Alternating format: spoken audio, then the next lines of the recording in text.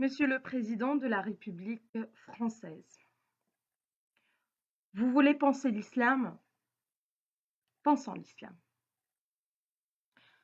Dans l'islam, Monsieur le Président, dans l'islam, il n'y a ni monarchisme, ni église. La relation est verticale.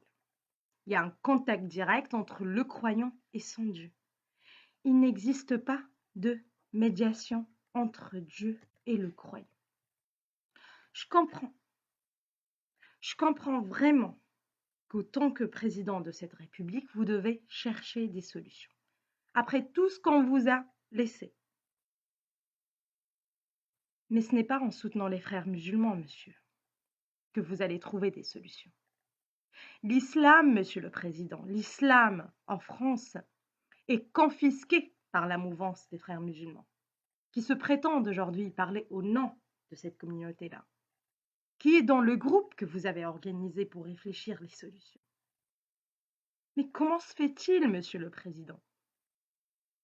Comment se fait-il rationnellement qu'un radical combattra demain sa propre vision? Comment se fait-il que l'école qui a formé l'idéologie mortifère combattra demain l'extrémisme et le terrorisme? Il y a des choses qui doivent être corrigées ici. L'imama, monsieur le président, l'imama, ce n'est pas une institution en islam. Il y a deux notions d'imam en islam. Deux. Il y a l'imam qui est là juste pour organiser les prières des croyants. Et cet être, c'est le plus exposé à la démocratie. Et que les croyants peuvent l'isoler à tout moment s'ils le souhaitent, s'ils trouvent qu'il n'est pas le bon. Et il y a l'imam dans l'islam politique. L'imam dans l'islam politique, c'est le hakim. C'est celui qui interprète la religion littéralement. C'est le gouverneur. C'est pas celui qu'on donne un peu de pouvoir, mais c'est lui qui fait les lois. Al-Hakim, c'est le gouverneur. C'est lui qui interfère dans la vie personnelle des gens. Sa troupe aussi. Qui envoie des jeunes gens pris dans leur piège sectaire s'exploser là où leur politique n'a pas marché, c'est-à-dire le terrorisme que vous vivez et que nous vivons de l'autre côté de la Méditerranée. Ce ne sont pas des déséquilibrés qui ont pété les plans comme ça, tout seuls. C'est pas si nihiliste que ça. Il y a tout un mouvement derrière. Il y a toute une politique derrière. Il y a tout un chantage politique derrière. Pourquoi voulez-vous nous livrer à cette secte-là, Monsieur le Président? Charb et l'équipe de Charlie Hebdo, Monsieur le Président. Pourquoi ils ont été assassinés? Pourquoi ils ont été assassinés? C'est pas parce qu'ils devaient l'être, puisqu'ils représentent un danger idéologique à cette mouvance, et donc ils doivent être écartés, comme ils ont fait avec nos intellectuels assassinés en Égypte et en Tunisie. Demandez à vos amis, Monsieur le Président égyptien, demandez à vos amis égyptiens qui est Fresh Food. Demandez-leur qui est Nasser Hamed Abou Zaïd. Demandez à vos amis tunisiens, Monsieur le Président, qui est Chokri Belaïd. Demandez-leur qui est le Youssef Sedir, le philosophe menacé de mort et qui vit sous protection policière. Demandez-leur pourquoi.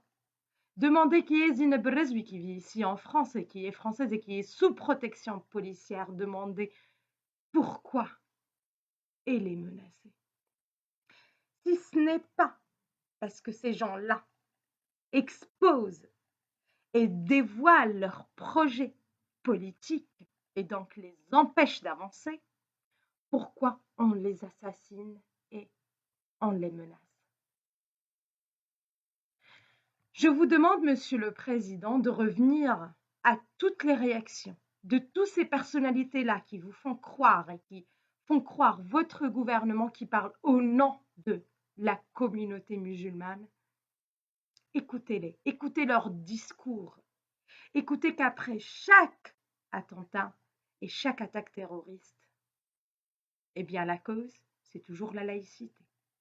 C'est la laïcité qui est visée dans votre pays comme ils ont visé les laïcs dans les nôtres.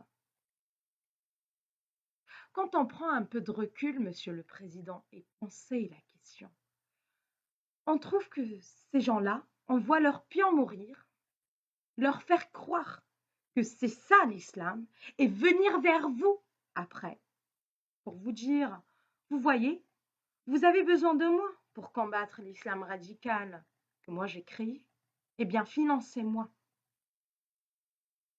Qatar ne finance plus cette secte-là. C'est la France aujourd'hui qui la reconnaît et qui la subventionne et qui la organise. La France laïque qui est censée ne subventionner et ne reconnaître aucun culte. Dorénavant, c'est elle qui finance la secte extrémiste des frères musulmans. Et ma question, ce n'est pas basé sur le financement, là. Ma question, c'est, est-ce que, Monsieur le Président, l'idéologie des frères musulmans va changer juste en changeant la source des financements?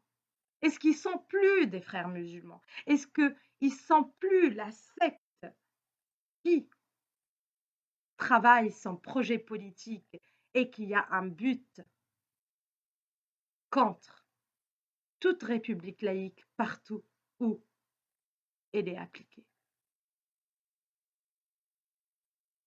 La seule chose qui a changé, Monsieur le Président, c'est que cette république laïque n'est plus vraiment. Et que cette république paye aujourd'hui nos extrémistes et nos terroristes pour soi-disant combattre leur propre idéologie. Ne nous amalgamez pas plus, s'il vous plaît, Monsieur le Président, avec ces gens-là. Ne nous livrez pas à eux, Monsieur le Président. Ces gens-là n'ont plus de pouvoir depuis longtemps dans nos pays arabo-musulmans. Et je vous le rappelle, qui sont venus dans votre territoire se réfugier. Ils sont venus il y a vingtaine d'années se réfugier parce que ils ont été politico-religieux. Toutes ces associations culturelles-là, c'est des politico-religieux. Ils ne sont pas des simples musulmans. Ils sont des politico-religieux qui veulent imposer leurs lois et qu'ils ont voulu imposer leurs lois là-bas. Ça n'a pas marché. Ils sont venus ici. Essayez de l'imposer chez vous. Donc, continuez, Monsieur le Président, à financer et soutenir ces associations culturelles et leur donner le droit de parler au nom des musulmans. C'est leur donner plus de pouvoir pour propager leur idéologie et aller politiquement dans leur sens. Je ne pense pas vraiment que le président de la République française soit au courant de tout cela. Je ne le pense pas. Donc, j'espère que vous écoutez cette vidéo avant d'aller plus loin dans leur sens et écoutez mon appel. Mon appel, monsieur, c'est de vous dire d'essayer d'écouter tout le monde. Écoutez, monsieur, ceux qui sont menacés par cette secte.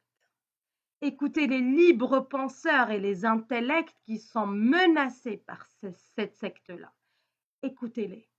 Pensez le pourquoi sont-ils menacés.